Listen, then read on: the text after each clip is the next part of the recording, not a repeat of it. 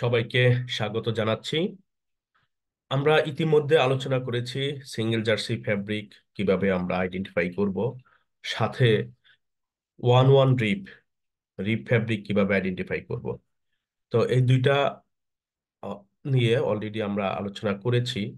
আজকে আমরা দেখব হচ্ছে রিপ ফ্যাব্রিকের বিভিন্ন ভেরিয়েশন। আমরা জানি যে রিপ ফ্যাব্রিকের মধ্যে অনেক রকমের ভেরিয়েশন আছে, যেমন ওয়ান ওয়ান রিপ আছে, যেটা নিয়ে অলরেডি আমরা কথা বলে ফেলেছি। দেন আমাদের আছে 2x2 রিপ, 2x1 রিপ, 2x3, 3x3, 4x4। তো এভাবে কন্টিনিউয়াসলি চলবে।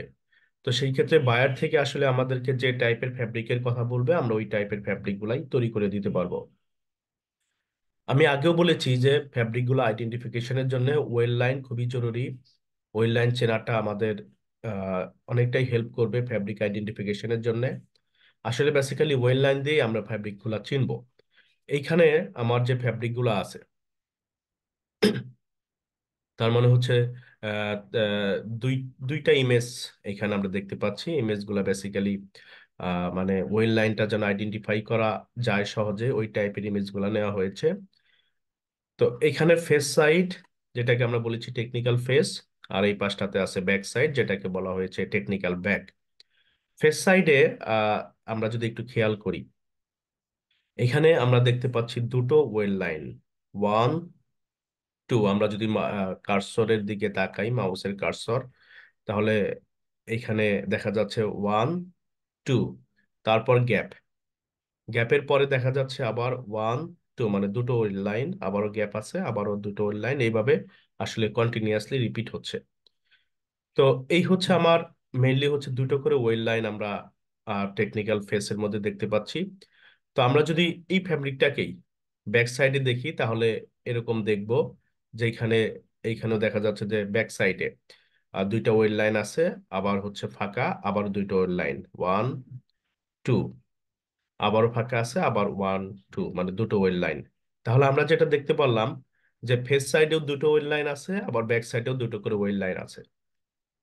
একটা জিনিস একটু বলা ভালো, যে এইখানে যে ফাঁকাটা দেখতে পাচ্ছি, বেসিক্যালি ব্যাক সাইডে যে ওয়েল লাইন গুলা থাকবে, এই ফাঁকার ওই পাশে ওয়েল লাইন থাকবে। আবার ওয়েল লাইন এই পাশে যেটা আছে, ফাঁকার ওই পাশে হচ্ছে, সরি, ওয়েল লাইনের ওই পাশে থাকবে ফাঁকা। তার মানে রিবের বৈশিষ্ট্য হচ্ছে যে এখানে ওয়েল লাইন থাকবে, ঠিক অপোজিট পাশেই ফাঁকা থাকবে, মানে এরকম থাকবে উল্টা পাশে, এইটার উল্টা পাশে মানে ব্যাক সাইডে। আর এইখানে যে ফাঁকাটা আছে, ফাঁকাটার ওই পাশে ওয়েল লাইন থাকবে। তার মানে আমরা দুইটা ইমেজ যদি খেয়াল করি, ফেস সাইড ব্যাক সাইড, দেন সাপোজ আমি যদি এইখানে দেখি, এইখানে দুটো ওয়েল লাইন আমার কাছে আছে। এই থেকে এই পর্যন্ত একটা ওয়েল লাইন, আবার এই থেকে এই পর্যন্ত আরেকটা ওয়েল লাইন। এই দুটো ওয়েল লাইনের ঠিক অপোজিট পাশে এরকম ফাঁকা থাকবে। তার মানে আহ এই জায়গার যে ওয়েল লাইনটা আছে, তার অপোজিট পাশে এটা থাকবে, ব্যাক সাইডে এরকম থাকবে। আবার এইখানে যে ওয়েল লাইনটা আছে, এখানে যে ফাঁকাটা আছে, এই বরাবর যে ফাঁকা আছে, ফাঁকার ওই পাশে এরকম ওয়েল লাইন থাকবে। তো তাহলে এখানে দেখা যাচ্ছে যে ব্যাক সাইডে আমার দুটো ওয়েল লাইন আছে, এবং ফেস সাইডেও দুটো করে ওয়েল লাইন আছে। তো তার জন্য এই ফ্যাব্রিকের নাম হচ্ছে 2x2 রিব। মানে আমরা এটাকে 2x2 রিব বলতে পারি, 2x2 রিব বলতে পারি, অথবা 2x2 রিবও বলা যেতে পারে। তো আশা করছি যে আমাদের 2x2 রিব ফ্যাব্রিক আইডেন্টিফিকেশন নিয়ে কোনো সমস্যা নাই, আমরা বুঝতে পেরেছি। থ্যাংক ইউ অল, ধন্যবাদ সবাইকে।